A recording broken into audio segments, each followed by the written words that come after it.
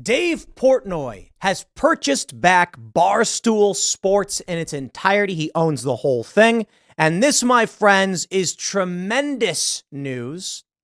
And I don't know what the stance of the Barstool guys is on the whole culture war and stuff. I know Dave's rather anti-PC to a certain extent, but has also been somewhat, averse to many conservatives. I know he does not like Alex Stein. I can only say this to all of you, though. This is a massively positive cultural move that is happening right now. And I'll show you two big things. One, Ben Mintz is rehired. He got fired because he rapped. No kidding. The rap lyrics had a naughty word in it and he rapped, so they fire him. But Dave wasn't in charge of the company. He sold it. Now that he buys it back, what's the first thing he does? He rehires Mintzy. Honorable. Integrity. Standing up for your friends, the people you know and trust. Mintzy should have never been fired in the first place. But I got a video from you. Dave walks up to these cards where it's like, narc on your fellow employees if they're saying things that are naughty. And he's like, nope. And he tosses them out. Barstool Sports is massively influential. At the local casino, they get the big Barstool sports book. They're getting rid of all that. And okay, so net negative to a certain degree, but more anti-woke cultural influence is a good thing. And so while I certainly don't agree with Dave Portnoy on a lot of issues, he's not really a political guy. He's pushing back on this PC garbage. He defended Ben Mintz when they fired the guy and he never should have been fired. This is get woke, go broke. Because here's what happens. Barstool Sports gets sold to Penn Entertainment. And Penn struggles with licensing and regulations because Dave Portnoy is not woke enough. They were getting denied licensing and things like that. Penn said, we got to go woke. Okay, well, good luck, because guess what? I don't know the exact breakdown of how this plays out for Dave, but the company was sold for something like $551 million to Penn. Now, there were investors in Barstool already. The company has now reverted total ownership for nothing to Dave Portnoy. Dude just look, I don't know how much Chernin, I think Chernin is the company that invested in it. They may have owned a large portion, but dude had to have just pulled off a $100 million deal because these companies can't hang with it. Let's read this story. We got this. Dave Portnoy brings back disgraced employee Mintzy after his reacquisition of Barstool Sports.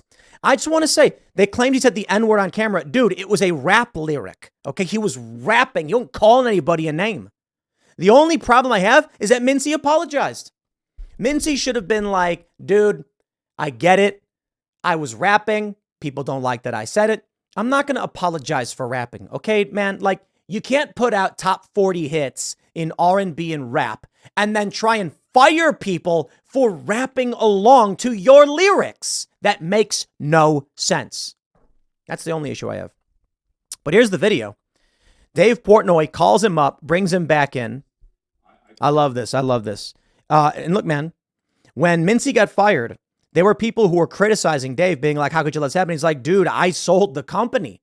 But what did Dave do? He immediately hired Ben Mintz to work for his watch company. And what happens once he reacquires the Barstool? Brings him back in. Take a look at this.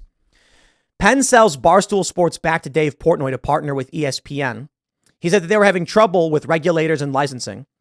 In its release, Penn said it sold 100% of Barstool to Portnoy in exchange for certain non-compete and other restrictive covenants and the right to receive 50% of the gross proceeds received by Dave Portnoy in any subsequent sale or other monetization event. Holy. Penn bought Barstool for $551 million and they just gave it back to the dude. Bravo, man. Bravo. Now, look, y'all can be critical of Dave for a lot of reasons. He's not a perfect dude, but I can respect this tremendously. Take a look. I want you to watch this clip. This is what Dave Portnoy does when he walks into his business. He says, there will be no more anonymous narking on people at Barstool Sports. Check out this video. It's 30 seconds.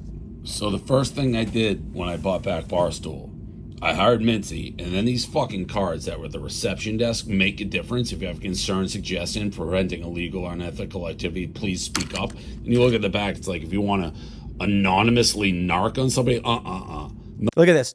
It says Penn National. Let me try and get a clearer shot of this. Penn National Gaming. If you prefer to remain anonymous, you can. Report online. Call toll free. What is this? You do not have to give your name. No. You want to fucking narc on somebody here? We do it publicly on camera. No more bitches, no more fucking this, that. Make a difference. Shut the fuck up. You got a problem, you turn the cameras on, and you settle it for content. That's how we do it here now. So what these cards are for, you see, this is the woke corporation. This is the ESG. Make a difference. Rat on your fellow employees. So what?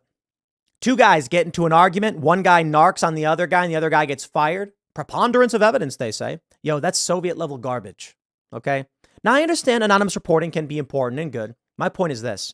The intention of these cards by Penn Entertainment, it was not to make a good workplace. It was to protect them legally from liability. So they could say, hey, we took every precaution so that we couldn't be complained against.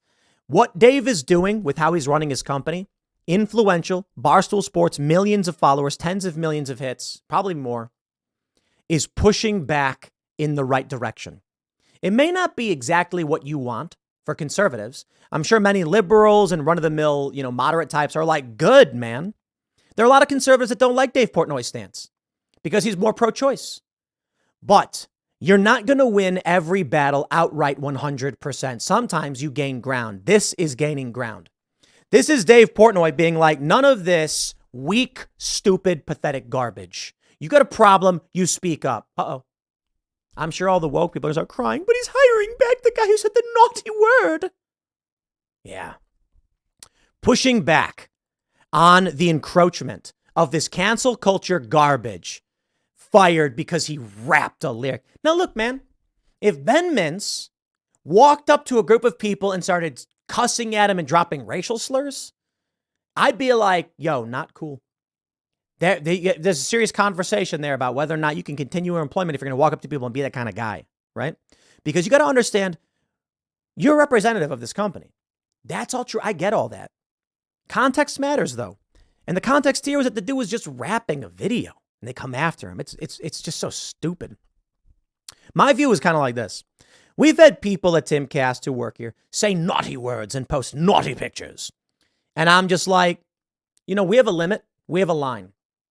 But it's fairly relaxed. Somebody posts something that's spicy. You know what I say to them? I say, hey, that was a little spicy. And they go, should I take it down? I'm like, if you want to, I don't know. Like, what am I going to do? You're allowed to have an opinion. I don't like, if somebody worked here and started accosting and attacking and insulting people based on certain immutable characteristics, I'm going to be like, dude, nah. But you get a warning.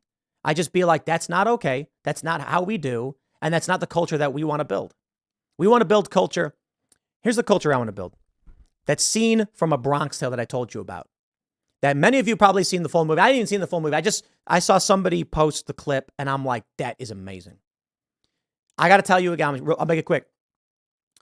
Loud bikers, loud commotion. Mob boss walks into a bar. Bartender says these guys aren't dressed properly. They can't be in here. Bar guy, the biker leader says, look, man, we're going to have a beer. Just relax and then be on our way. And the mob boss is like, spoken like a gentleman. Serve the men their beer. You know why that was awesome? Because he was saying, look, man, you're supposed to dress nice. But you were nice to me. You were respectful and you asked politely. You deserve a good beer. If you're a good dude, you deserve to be treated good. Treated well. Sorry about that, everybody. And then the bikers take the beers, shake them up and spray it on the bartender, start laughing. And then the mob boss says, okay, now you need to leave. Even then, in that moment of physical attack, granted just spraying them down with beer, the mob boss still said, please leave, gentlemen. Was still very nice. And then the biker tells him to screw off. So the mob boss walks over, locks the door and says, now you can't leave. That's being a man. You see, the point is, 2 times he said, I will treat you with respect. I will give you that benefit of the doubt. And then when they crossed him, he says, now you've done and messed up. You attacked the bartender. That's violence. That's what I'm talking about. The kind of world we want to make is a world where we say, you don't be a dick to people for no reason. Because if someone worked here and was spitting and yelling at somebody saying racial slurs and insults, they're the biker in that situation. And that's when I walk up and say, you need to leave.